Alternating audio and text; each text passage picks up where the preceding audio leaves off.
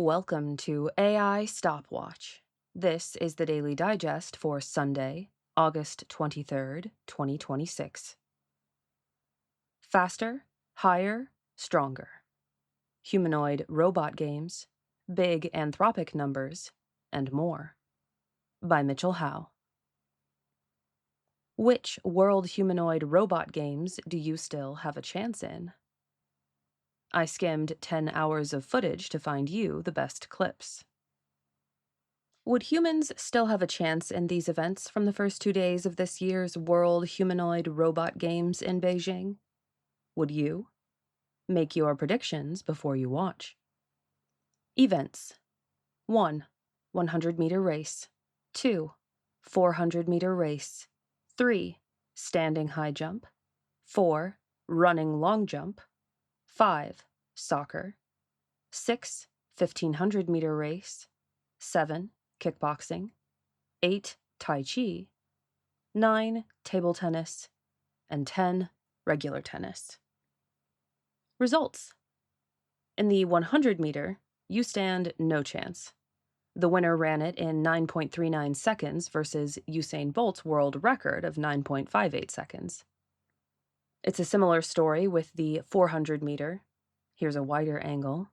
The winner finished in 39.7 seconds, beating Wade Van Niekerk's world record of 43.03. You no doubt notice the trend here in the racing events. The winner of the 1500-meter clocked a time more than a minute faster than the human world record. You won't make it in the standing high jump either, with a robot reaching 2.88 meters versus the best human jump of 2.45 meters. But this seems a little unfair because the rules seem to have permitted these particular bots to have inhumanly long legs. They almost seem to hang too long in the air, like something from a Hong Kong martial arts film. I couldn't find the best distance achieved by the robots in the running long jump, but here's a different angle on a jump that was said to be record-breaking. I don't know if this beats the best humans, but it's certainly more than I could do. I have better news for you in soccer, where I'm confident that you would absolutely mop the floor with the bots, regardless of your skill. The machines are getting there, though. Given another year or two, who knows? Hazards notwithstanding, I think you could also more than hold your own in kickboxing, where the bots mostly seem to be flailing in the air and occasionally kicking themselves over. But boy, do they get right back up again. Tai Chi is an event where I think it would actually depend on your skill. For now, the demonstrations are kind of hypnotic to watch, but they stumble a bit and fail to stick the landing.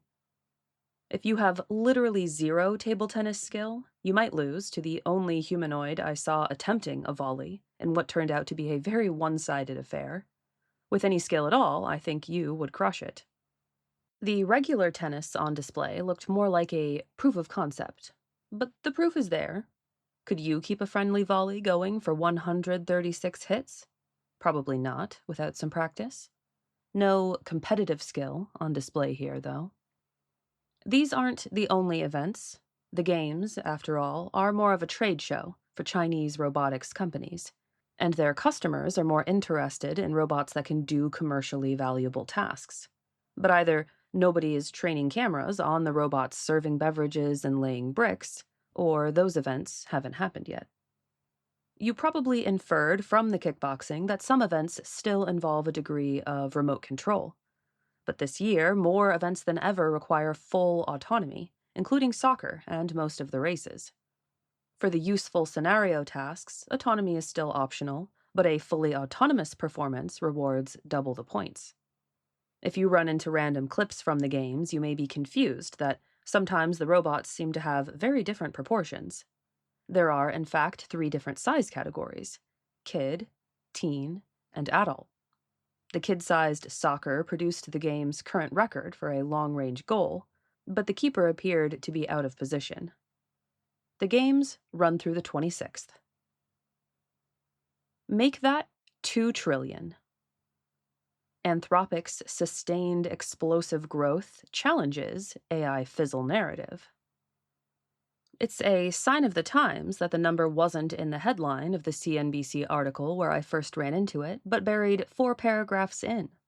Investors are casually speculating that by the time Anthropic completes its IPO, it may be worth about $2 trillion. Just a few months ago, everyone was talking about the roughly $1 trillion IPO valuations expected for SpaceX, which swallowed Musk's xAI company, OpenAI, and Anthropic. Since then, Anthropic has announced that it is pulling in revenue at 7 times the rate it was a year ago. The irony is that we've spent these same few months absolutely swimming in talk about how the AI investment bubble is already bursting. I think we have to consider the simple narrative a lot of people have been holding on to since the first release of ChatGPT in late 2022. That AI is a do-nothing, go-nowhere buzzword akin to blockchain or Web 3.0, well and truly debunked. Past performance is no guarantee of future results, of course. I won't be surprised by a major market correction. This would burn leveraged investors and shake out less competitive firms. But importantly, it would reallocate chips and talent to market leaders and fresh upstarts, which could ultimately accelerate frontier AI development. CNBC points out that SpaceX, now valued at roughly $1.5 trillion, listed quote-unquote adverse geopolitical conditions in the risk factors section of its prospectus. Anthropic is expected to do something similar, with sources saying that data center backlash is going to be a quote-unquote key risk factor in its own prospectus. I must remind everyone that data center backlash won't actually stop frontier AI development any more than a market correction would. For that, we'll need international coordination. But I agree that this is a real risk factor for potential Anthropic investors.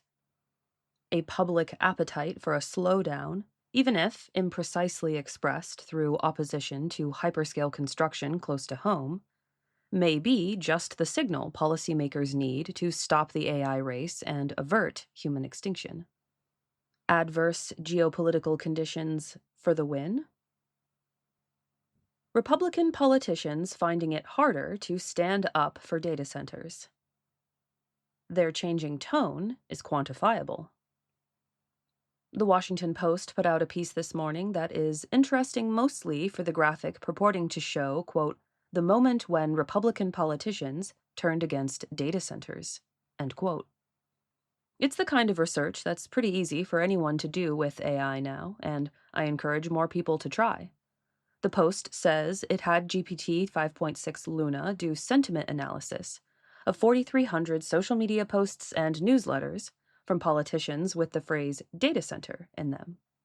The key finding is that Republicans started souring on the phrase during the summer of 2025, while Democrats were already net negative about it several months earlier.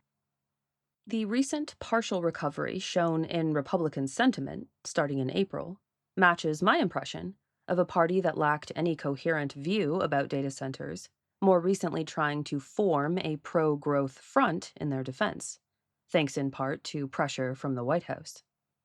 But at the same time, as we've recently reported, Republican leadership seems to be warning the tech companies that the facilities are becoming so politically toxic that support can only go so far, that Republicans with any sense of self-preservation will be forced to take anti-data center positions if the industry doesn't clean up its image.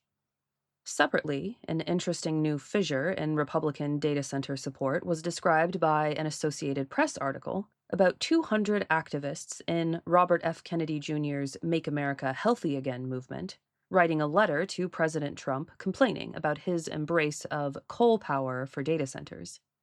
They wrote, quote, "We understand the importance of American leadership in artificial intelligence, national security, innovation, and economic growth. But American AI leadership should not come at the cost of a more toxic burden for American children."